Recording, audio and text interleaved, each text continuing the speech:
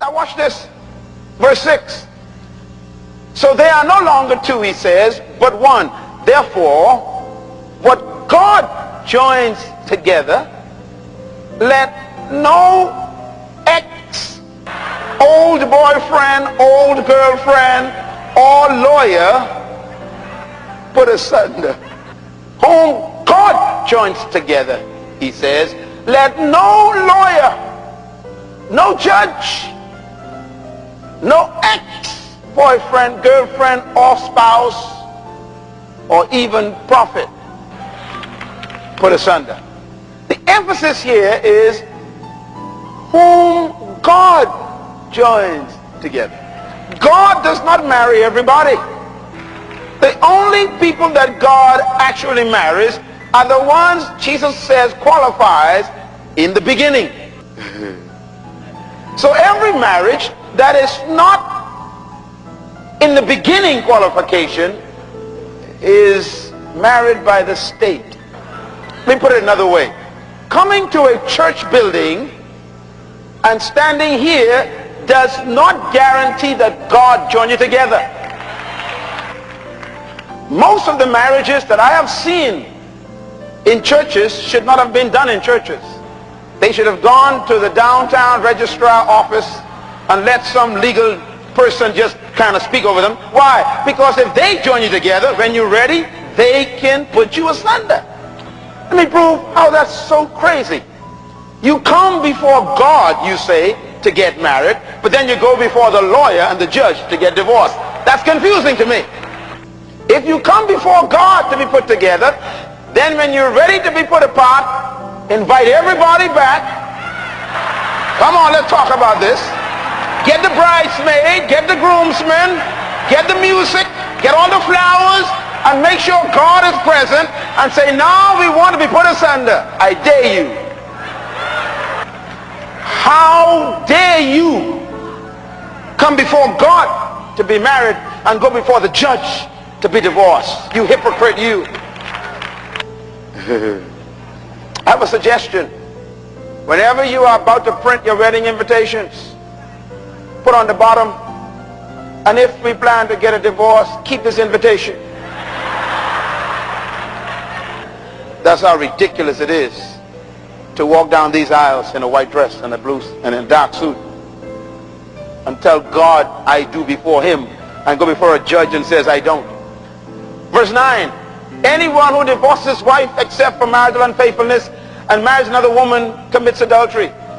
She said, look, I didn't create divorce, I don't agree with it. He says, but at least I'll give you a standard.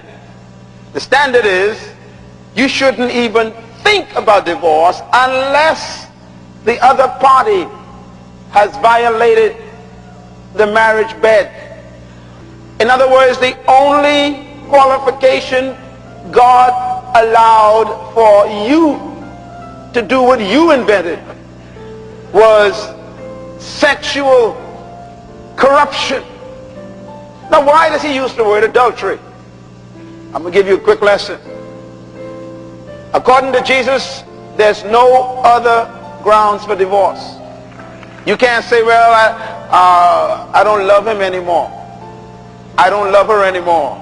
It doesn't qualify for divorce. Or we outgrew each other. Still ain't qualified. Or I got saved. Still ain't qualified. The only way out of what you can't wait to get in is adultery.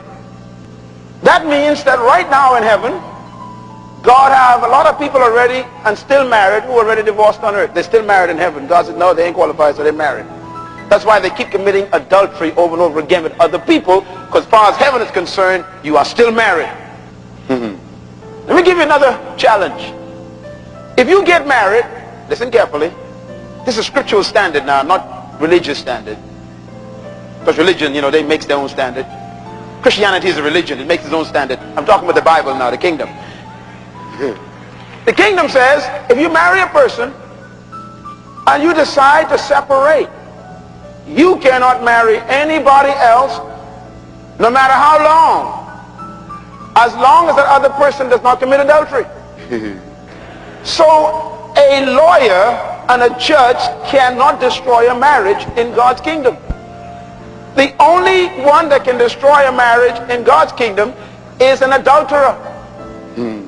So if you decide you can't live with somebody anymore, not on the grounds of adultery, and you live apart, God's watching, because in heaven you're still married. And I don't care how many women wink at you or how many men wink at you and say they love you, you can't get involved. Why? In heaven you're still married. As long as that other person does not commit adultery, you are married before God. This is kingdom standard. Now when they commit adultery and you know and prove it, you are free to marry again. That's the grounds of kingdom. Do you know why? Because whenever you get married and you consummate that marriage with sex, blood is spilled. That's why two men cannot consummate a marriage. And that is why two women cannot consummate a marriage. Why? There's no blood covenant possible. See, marriage is not about rings. You know, in San Francisco, they keep putting rings. It ain't about rings. It's about blood. Oh, you don't understand. It's about blood. That's why the Bible talks so much about the blood. Because the blood is the foundation of both life and death. Life and death is in the blood. That's why every female comes to earth locked up. Completely locked up. Comes packaged. Locked up. Every female comes to this planet locked up. And the designer did a good job. He locked her up with a little film of skin called the pinna. And that pinna, the skin, is filled with blood. It's actually an organ, the doctors say. And all the organ supplies is blood. It locks her up. And the only way to open up a female is to spill blood on yourself and her. It's a blood covenant. So when a woman is opened by a man for the first time, there's a covenant cut. No matter what you say, God marks in heaven a little note. Covenant. Follow me now. That's why sex is only relegated to marriage. Because you don't want to cut a covenant with anybody who ain't going to be with you forever. So my wife and I cut a covenant on our wedding night. Blood on both of us. Matter of fact, if you read the scriptures carefully, you'll understand how deep this thing is to God. God told Moses that when a man and woman got married, when they went into the wedding bed the first night, the priest had to stand outside the door waiting for the sheet. Woo! And standing next to the priest, read the Old Testament, was the whole community and their parents with stones in their hands. And if the sheet came out and there was nothing on it, somebody died. We need to bring that back. Clap loud. Don't get nervous. I know some of y'all ain't got no sheet at all right now, but I'm going to help you. But that's how serious God takes the covenant.